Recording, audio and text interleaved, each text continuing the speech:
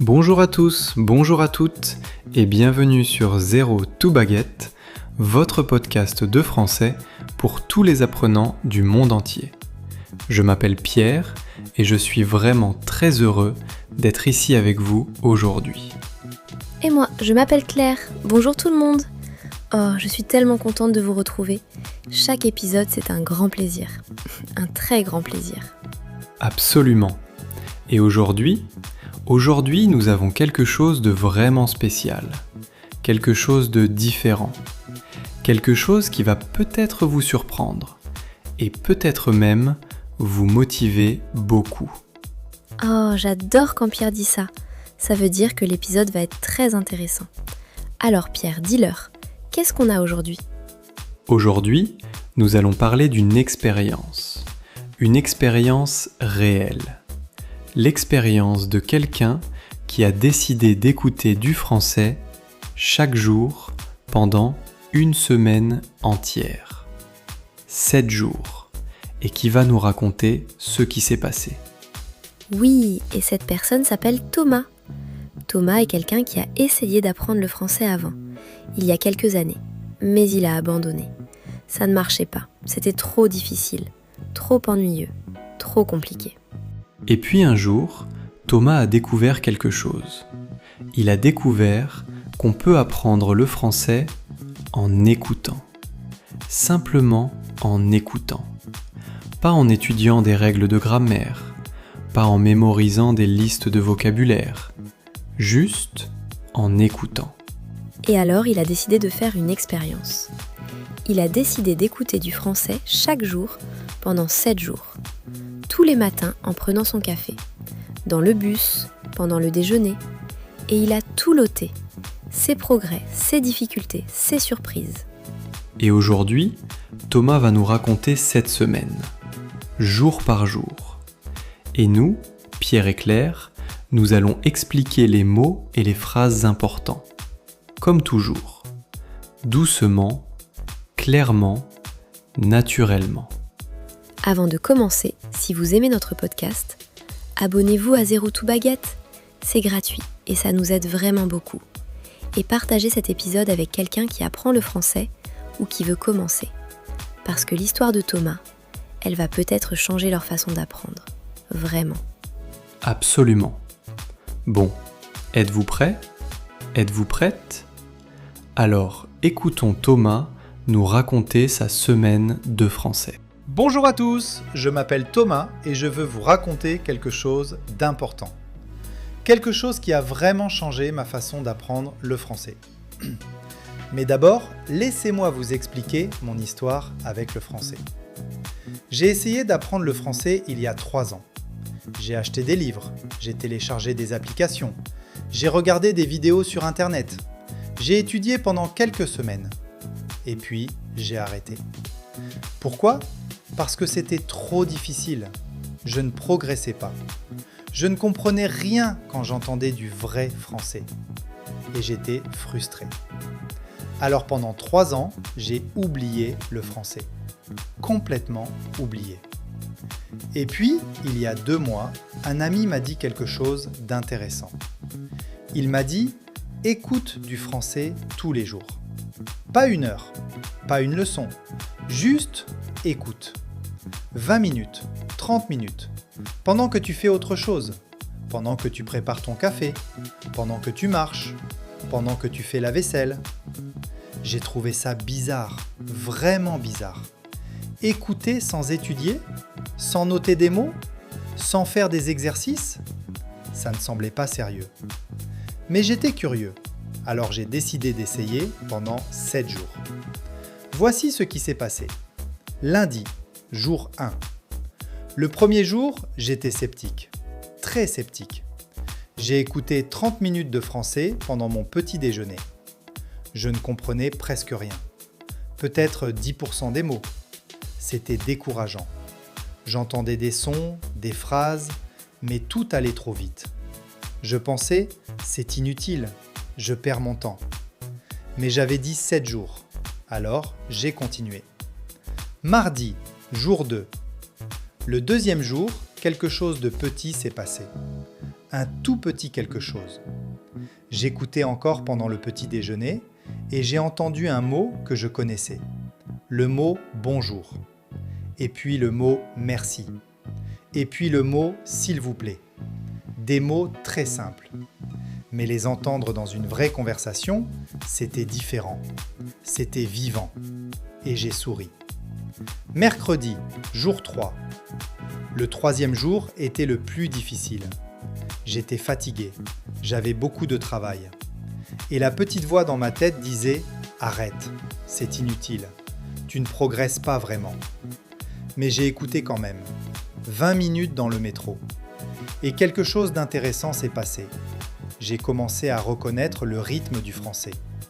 Pas les mots, pas les phrases, mais le rythme, la musique de la langue. Et c'était beau. Jeudi, jour 4. Le 4e jour, j'ai remarqué quelque chose d'étrange. Quand j'entendais une phrase en français, mon cerveau essayait de deviner le sens. Pas traduire mot par mot, deviner, comprendre globalement. Et parfois, je devinais correctement. Je ne savais pas comment. Mon cerveau faisait le travail tout seul.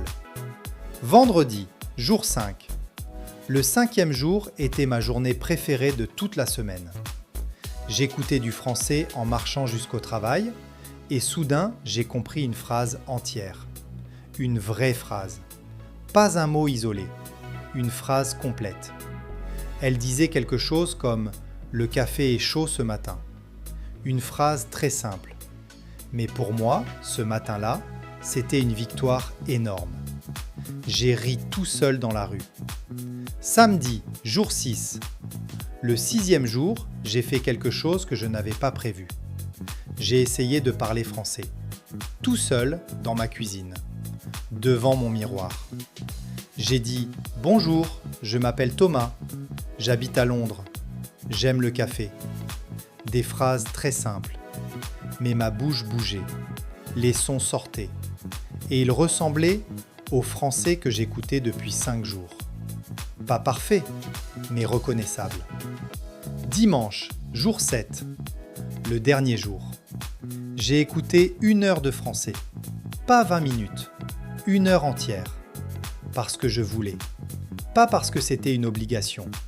Parce que j'aimais ça. Et en écoutant, j'ai réalisé quelque chose d'important.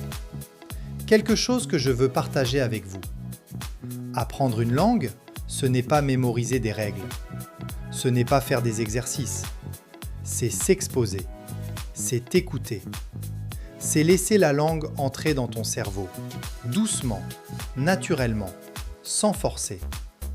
Est-ce que je parle français couramment après 7 jours ? Non. Bien sûr que non. Mais est-ce que je comprends plus qu'avant ? Oui, beaucoup plus. Est-ce que j'aime le français maintenant ? Oui, vraiment. Est-ce que je vais continuer ? Absolument. Chaque jour. Voilà mon histoire. J'espère qu'elle vous inspire. Merci de m'avoir écouté. Voilà, c'était l'histoire de Thomas. Alors, Claire, qu'est-ce que tu en penses ? Oh là là, j'ai adoré. J'ai vraiment adoré cette histoire. Parce que c'est tellement honnête, tellement réel. Thomas ne dit pas que tout était facile. Il dit que c'était difficile. Il dit qu'il voulait arrêter. Et il a continué quand même. C'est ça qui est inspirant. Absolument. Et son histoire ressemble à celle de beaucoup de personnes, non ? Combien d'entre vous ont essayé d'apprendre le français et ont abandonné ? Combien d'entre vous ont pensé « ce n'est pas pour moi, c'est trop difficile ». Presque tout le monde, je pense. Et c'est exactement pour ça que l'histoire de Thomas est importante. Parce qu'il montre qu'on peut recommencer, qu'il n'est jamais trop tard, et qu'une nouvelle méthode peut tout changer. Alors, analysons son histoire ensemble, mot par mot, phrase par phrase, comme toujours. Commençons par le début. Thomas dit « J'ai essayé d'apprendre le français il y a 3 ans ». Alors le verbe « essayer », c'est tenter de faire quelque chose, faire un effort pour y arriver. Quand on essaie, on ne sait pas encore si on va réussir. On fait l'effort. J'essaie de parler français. J'essaie de comprendre. J'essaie de progresser.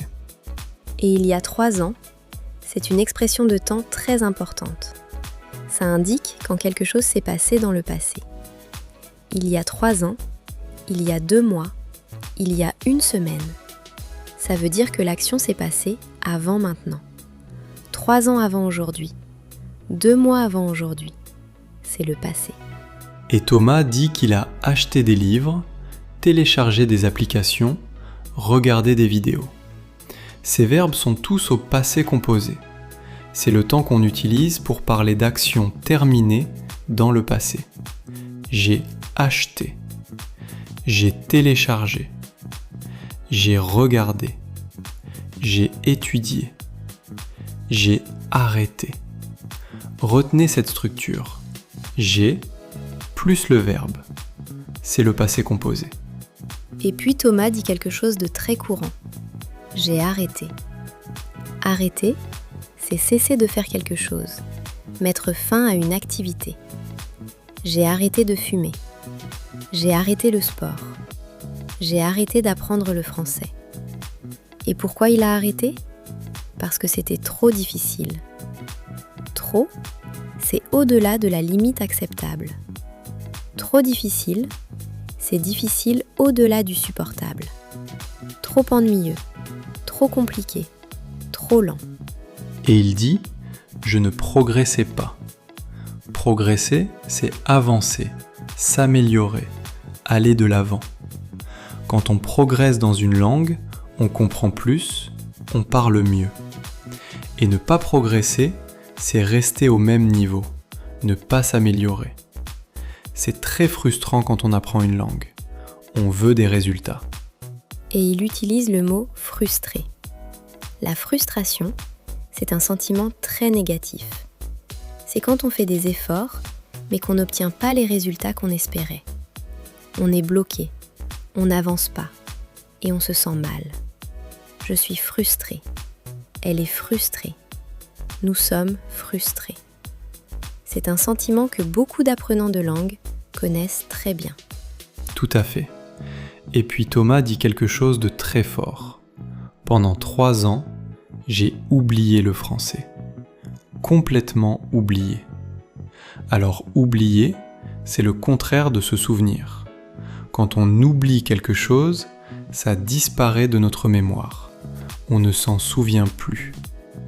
Et complètement, ça renforce l'idée. Pas un peu oublié, pas presque oublié, complètement oublié, à 100%. Et puis arrive le tournant de l'histoire. Un ami lui dit quelque chose d'important. Un ami, c'est une personne avec qui on a une relation proche, une relation de confiance. Un ami proche, un ami d'enfance, un vieil ami.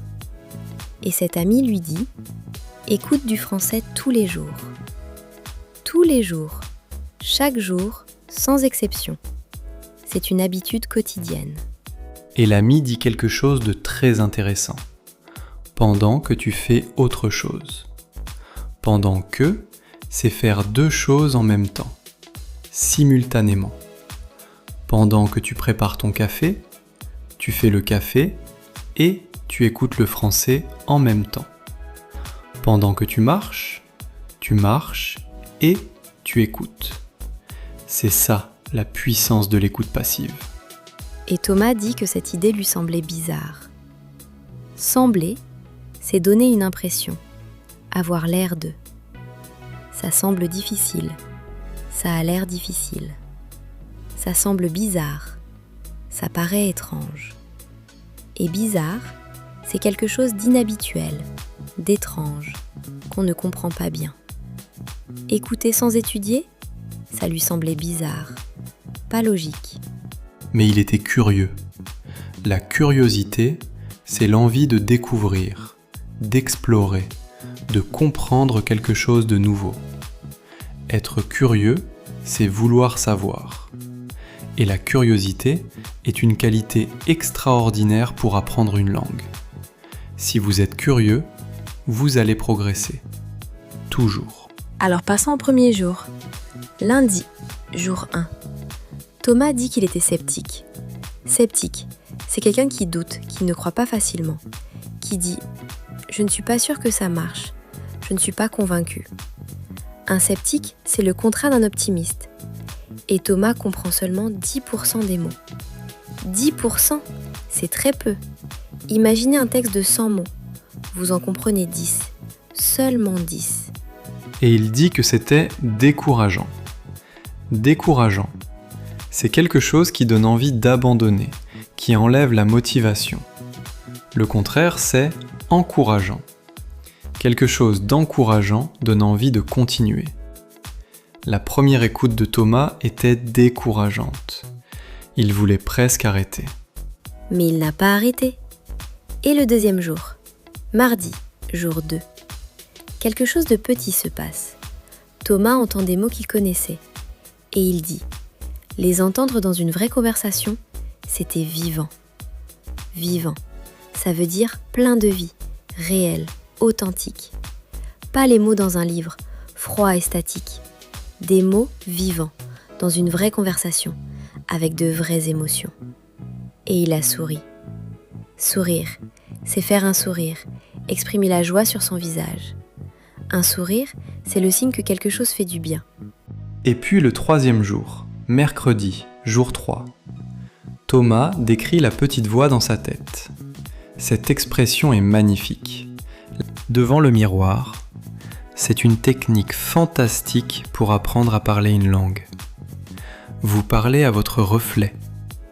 Vous vous regardez parler.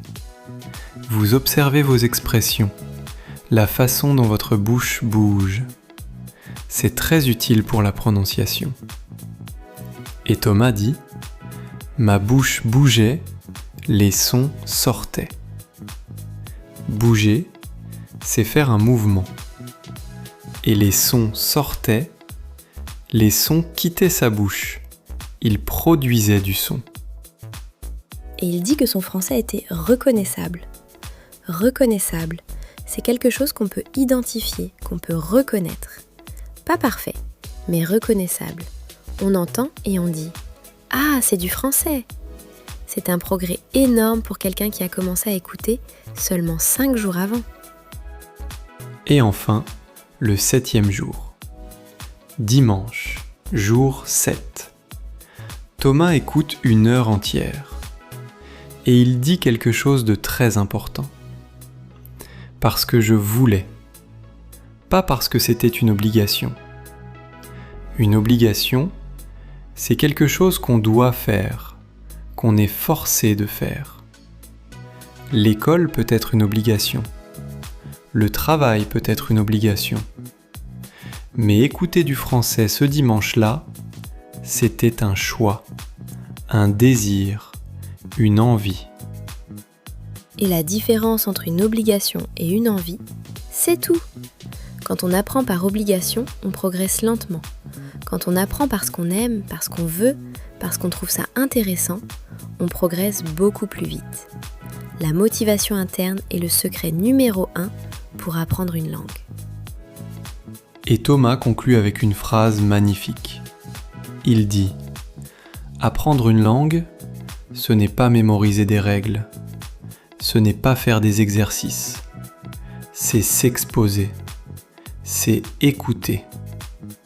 Alors mémoriser, c'est apprendre par cœur, garder dans sa mémoire. Mémoriser une liste de mots, mémoriser une règle de grammaire. Et s'exposer, c'est se mettre en contact avec quelque chose. S'exposer au soleil, être sous le soleil. S'exposer au français, être entouré de français, l'entendre, le voir. C'est une philosophie d'apprentissage très moderne et très efficace. Et elle est au cœur de ce que nous faisons ici sur Zero to Baguette. Nous ne vous donnons pas des règles à mémoriser. Nous vous donnons du français à écouter. Du français naturel, vivant, intéressant. Et votre cerveau fait le reste. Exactement. Et maintenant, faisons le récapitulatif des mots importants de cet épisode. Écoutez bien. Essayez. Tentez de faire quelque chose. abandonner, arrêter, lâcher quelque chose qu'on a commencé. Progresser, s'améliorer, avancer dans son apprentissage. Être frustré, ressentir de la frustration quand les efforts ne donnent pas de résultat. Oublier, perdre quelque chose de sa mémoire. Sceptique, qui doute, qui ne croit pas facilement. Décourageant, qui donne envie d'abandonner. Encourageant, qui donne de l'énergie pour continuer. Deviner, trouver une réponse sans certitude. Une victoire, un succès, un moment de réussite. Prévoir, planifier à l'avance. Une obligation, quelque chose qu'on est forcé de faire. S'exposer, se mettre en contact avec quelque chose. Mémoriser, apprendre par cœur. Reconnaissable, qu'on peut identifier. Et les expressions de temps très importantes de cet épisode. Il y a 3 ans, il y a 2 mois, il y a 1 semaine, tous les jours, pendant que, quand même, tout seul, tout à coup, soudain, à partir de maintenant. Ces expressions sont essentielles pour raconter une histoire, parler du passé et décrire des changements dans le temps. Apprenez-les et utilisez-les. Et maintenant, pratiquons ensemble. Répétez ces phrases importantes après moi, lentement et clairement. Première phrase. J'ai essayé d'apprendre le français. Maintenant, dites votre propre phrase. J'ai essayé d'apprendre quelle langue ? Le français ? L'espagnol ? L'italien ? À vous. Deuxième phrase. Je ne progressais pas. C'est une phrase au passé. Pas maintenant, avant. Dans le passé, je ne progressais pas. Mais maintenant, je progresse. Troisième phrase, très importante. J'ai arrêté, mais j'ai recommencé. Recommencer, c'est commencer à nouveau. Reprendre quelque chose qu'on avait abandonné. J'ai recommencé le sport. J'ai recommencé mes études. J'ai recommencé le français. Quatrième phrase. J'écoute du français tous les jours. C'est votre nouvelle habitude. Après cet épisode, vous allez pouvoir dire cette phrase. Et vous allez la dire avec fierté. La fierté, c'est un sentiment très positif. C'est la satisfaction de quelque chose qu'on a accompli. Je suis fier de mon travail. Je suis fier de mes progrès. La fierté, c'est important pour continuer à apprendre. Cinquième phrase. Mon cerveau fait le travail tout seul. Et c'est vrai, quand vous écoutez du français régulièrement, votre cerveau travaille en arrière-plan. Il analyse, il stocke, il organise. Même quand vous dormez. Et la dernière phrase, la plus belle de tout l'épisode. Petit à petit, je progresse. Vous connaissez ce proverbe ? Petit à petit, l'oiseau fait son nid. Et pour vous, petit à petit, vous apprenez le français. Un épisode à la fois, un mot à la fois, un jour à la fois. Et maintenant, des questions pour vous. Répondez en français si vous pouvez. Même une phrase courte, c'est parfait. Question numéro 1. Est-ce que vous avez déjà essayé d'apprendre une langue et abandonné ? Quelle langue ? Pourquoi avez-vous arrêté ? Essayez de former une phrase. J'ai essayé d'apprendre et j'ai arrêté parce que... Question numéro 2. Combien de minutes par jour est-ce que vous écoutez du français ? 5 minutes ? 20 minutes ? 1 heure ? Dites-nous. En général, j'écoute minutes de français par jour. Question numéro 3. Quel est votre moment préféré pour écouter du français ? Le matin ? Dans les transports ? Le soir avant de dormir ? J'écoute du français le matin. Ou dans le bus. Ou le soir. Question numéro 4. Est-ce que vous avez déjà eu un moment comme Thomas ? Un moment où vous avez compris une phrase entière et vous étiez très content ? Racontez-nous ce moment, c'est tellement encourageant à partager. Et question numéro 5. Après l'histoire de Thomas, est-ce que vous allez essayer d'écouter du français tous les jours pendant une semaine, comme Thomas ? Si oui, dites-le dans les commentaires. Écrivez « Je vais essayer le défi de Thomas ». Et dans une semaine, revenez nous dire comment ça s'est passé. Oh, j'adore cette idée. Un vrai défi communautaire.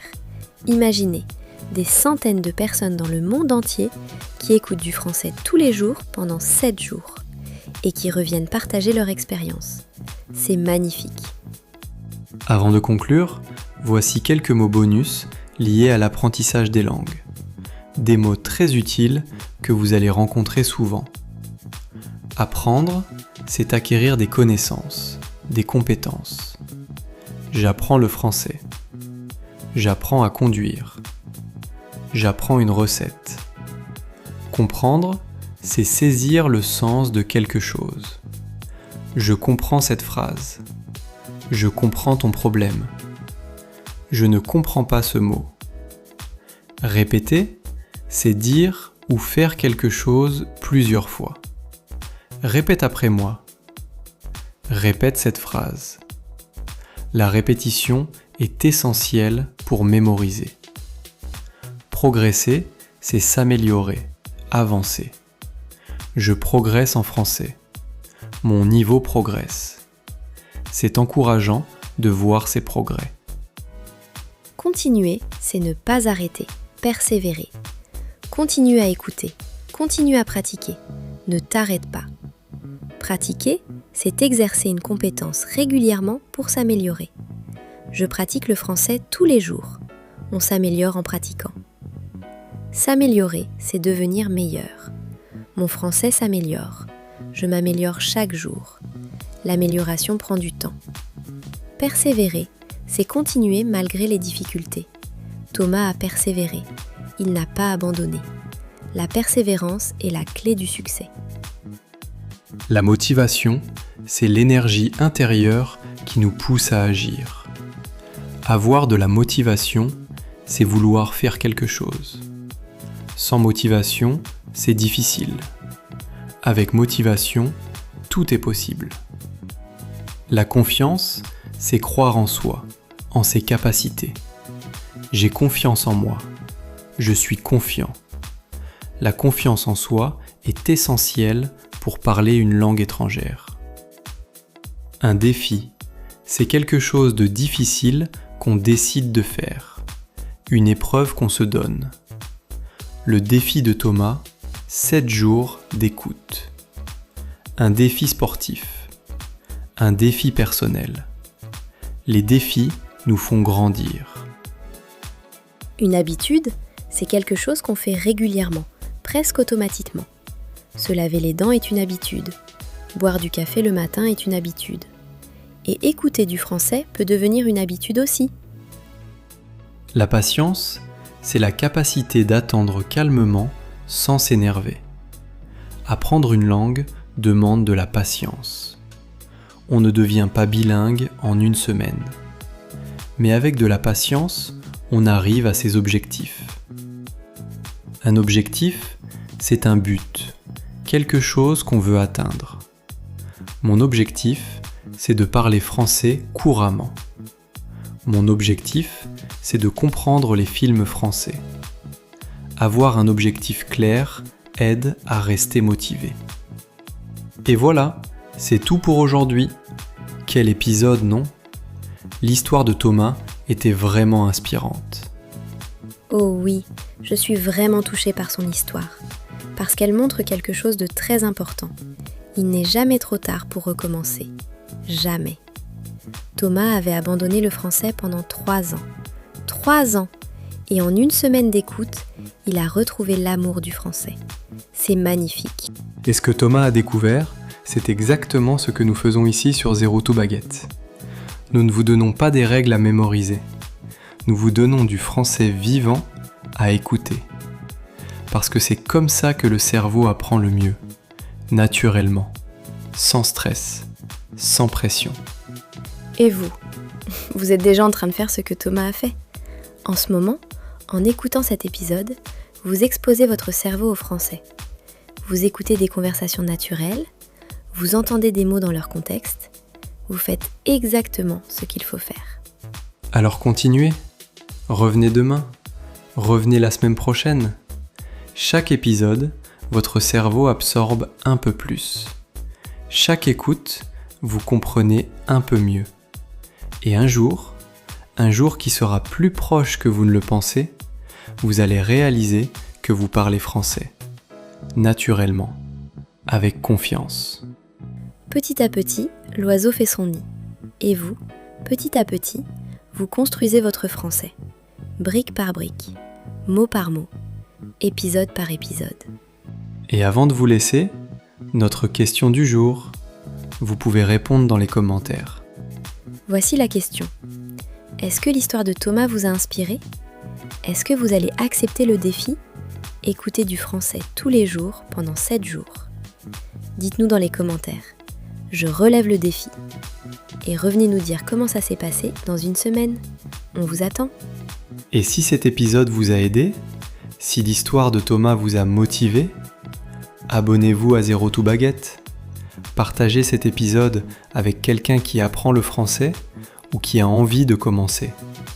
Parce que tout le monde mérite de découvrir la beauté du français. Et une petite chose avant de partir. Il y a un proverbe français que j'adore et qui correspond parfaitement à l'histoire de Thomas. Vous êtes prêts ? C'est mieux vaut tard que jamais. Répétez avec moi. Mieux vaut tard que jamais. Mieux vaut tard que jamais, ça veut dire qu'il vaut mieux faire quelque chose tardivement que de ne jamais le faire. Thomas a recommencé le français après 3 ans. Mieux vaut tard que jamais. Et vous, si vous hésitez à commencer, à recommencer, à continuer, souvenez-vous, mieux vaut tard que jamais. Sur ces belles paroles, nous allons vous laisser. Merci infiniment d'avoir écouté jusqu'à la fin. Vous êtes formidables. À très bientôt sur Zero to Baguette. Continuez à écouter, continuez à progresser. Nous sommes très fiers de vous. Au revoir tout le monde et bonne chance pour votre défi de 7 jours. Au revoir, à bientôt.